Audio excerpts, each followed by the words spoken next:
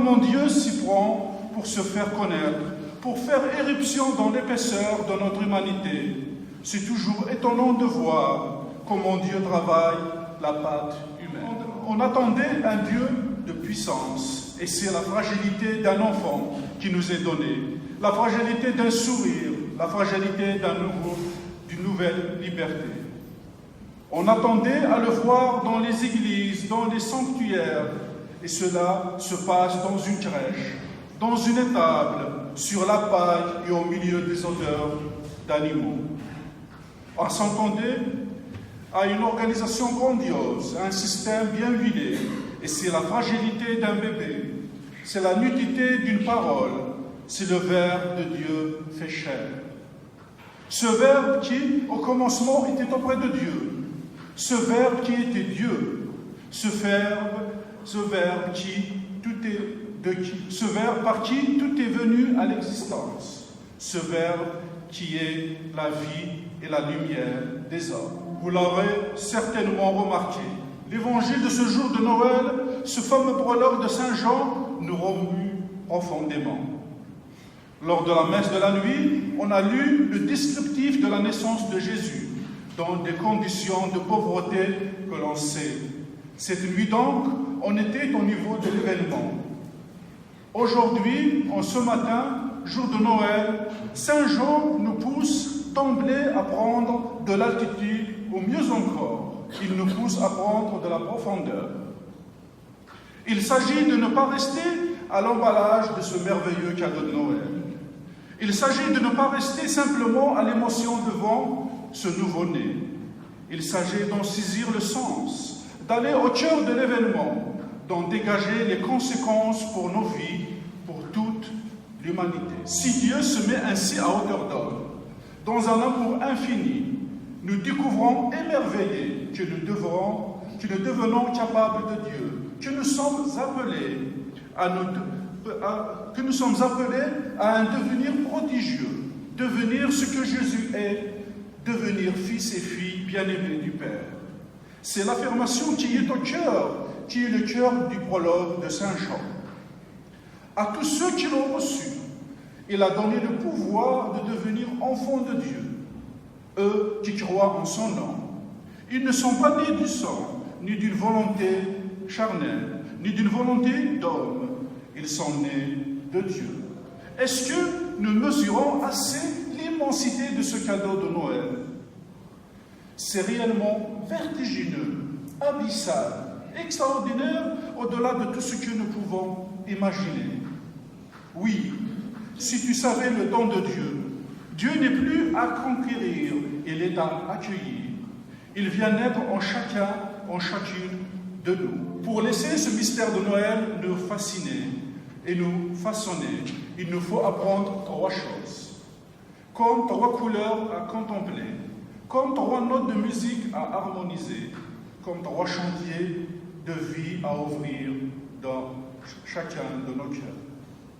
Premièrement, il nous faut réapprendre le silence, un silence d'émerveillement avec Marie, Joseph et les bergers devant Jésus, devant Dieu qui vient de se faire chair.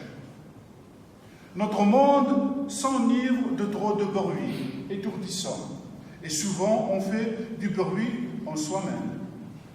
Peut-être faut-il redécouvrir et apprivoiser un silence qui donne chance à la parole faite chair. Un silence où on laisse monter à notre conscience les questions essentielles de notre vie. Un silence où l'on laisse monter à notre conscience les questions essentielles que la vie nous pose. Comme, qui suis-je? Qu'est-ce que je fais de ma vie? À quoi je la dépense? Est-ce que je pense à la mort et à la vie après la mort? Il nous faut réapprendre la pauvreté comme véritable richesse. La naissance de Jésus se passe dans le dénouement, dans la simplicité, dans la transparence. Peut-être, pour être à la hauteur de l'événement du salut, il est indispensable de nous dépouiller et de tous les masques et les carapaces.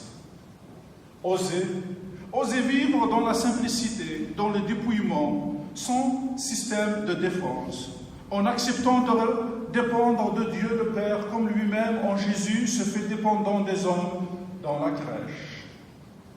Cette pauvreté qui a l'allure de la sobriété me rendra aussi proche de tous mes frères et sœurs en Christ et aussi en humanité, en particulier ceux et celles qui vivent des pauvretés matérielles, mais aussi des pauvretés psychiques et spirituelles. Troisièmement, pour être en harmonie avec Jésus et son mystère de naissance, son mystère de l'incarnation.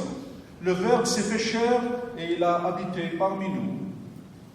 Peut-être avons-nous trop vécu une religion désincarnée, avec une méfiance pour tout ce qui touchait la vie du corps. On parlait volontiers de sauver son âme. Le Christ pourtant vient sauver les hommes et les femmes, corps, âme et esprit, dans leur épaisseur d'humanité. Je vous invite, pour approfondir ce sujet, à vous intéresser et à méditer la théologie du corps de Saint Jean-Paul II. Oui, frères et sœurs, les guetteurs qui ont aperçu l'amour de Dieu et qui l'annoncent cette nuit, c'étaient les bergers. Mais ce matin, les guetteurs, c'est nous. C'est nous qui avons ensemencé la ville des semences de l'Évangile. C'est nous qui portons pour la ville les semences de la grâce et de la vérité.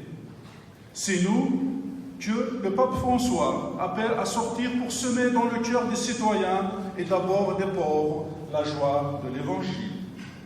Oui, frères et sœurs, ne laissez pas cet appel comme une belle idée à laquelle on pensera à notre jour. Je vous invite dès aujourd'hui ou dans les prochains jours à prendre soin d'une manière ou d'une autre d'un pauvre, d'une personne fragile. Faites la fête à un pauvre et vous aurez là le cœur en joie.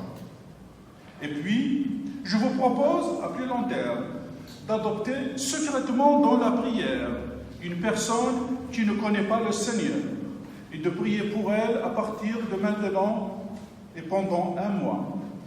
Et dans presque un mois, autour du 18 janvier, voire même le 15 février, à l'occasion de la prochaine soirée Jésus guéri, vous pourrez inviter cette personne pour qu'il fasse l'expérience de l'amour de Dieu, l'Emmanuel qui vient nous sauver. Aujourd'hui, la crèche, c'est notre cœur. La mangeoire, c'est l'autel eucharistique. Marie qui enveloppe son enfant, c'est l'Église qui tient la vie du Christ, enveloppée dans les sacrements.